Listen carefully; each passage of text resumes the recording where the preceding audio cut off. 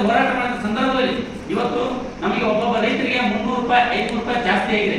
ಅಷ್ಟೇ ಅಲ್ಲ, ನಮ್ಮ ಬೇಡಿಕೆ ಇರೋದು ಏನಪ್ಪ, 5,500 ರೂಪಾಯಿ ಕೊಡಬೇಕು ಅಂತೇಳಿ, ಒಂದು ಟನ್ನಿಗೆ 5,500 ರೂಪಾಯಿ ಕೊಡಬೇಕು ಅಂತ ನಮ್ಮ ಹೋರಾಟ ಇರೋದು. ಈಗಾಗಲೇ ಕೇಂದ್ರ ಸರ್ಕಾರ FRP ದರವನ್ನ ಹೆಚ್ಚಿಗೆ ಮಾಡಿದೆ.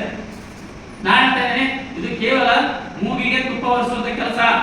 ಇವತ್ತು ಕೇಂದ್ರ ಸರ್ಕಾರ ಕೇವಲ ಕೆಲವು ಯೂನಿವರ್ಸಿಟಿಗಳ ಏನಪ್ಪಾ ಅಂತಂದ್ರೆ ಹಳೆಯ ಉತ್ಪಾದನಾ ವೆಚ್ಚವನ್ನ 1955 ಉತ್ಪಾದನೆ ವೆಚ್ಚವನ್ನ ಇವತ್ತು ಕ್ಯಾಲ್ಕುಲೇಟ್ ಮಾಡಿ ಇವತ್ತು ಕೇಂದ್ರ ಸರ್ಕಾರ ಮಾಡಿದೆ.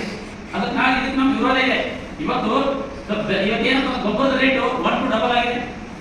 ಆಳ ಪಗಾರ ಇವತ್ತು ಏಟಾಗಿದೆ, ನಾವು 400 ರೂಪಾಯಿ ಬರೀ ಹೆಣ್ಮಕ್ಳಿಗೆ 400 ರೂಪಾಯಿ ಮ್ಯಾಲೆ ಕೊಡ್ತಾ ಇದ್ದಾರೆ, 400 500 ರೂಪಾಯಿ ಕೊಡ್ತಾ ಇದ್ದಾರೆ, ಗಂಡ್ಮಕ್ಳಿಗೆ 600 ರೂಪಾಯಿ ಕೊಡ್ತಾ ಇದ್ದಾರೆ.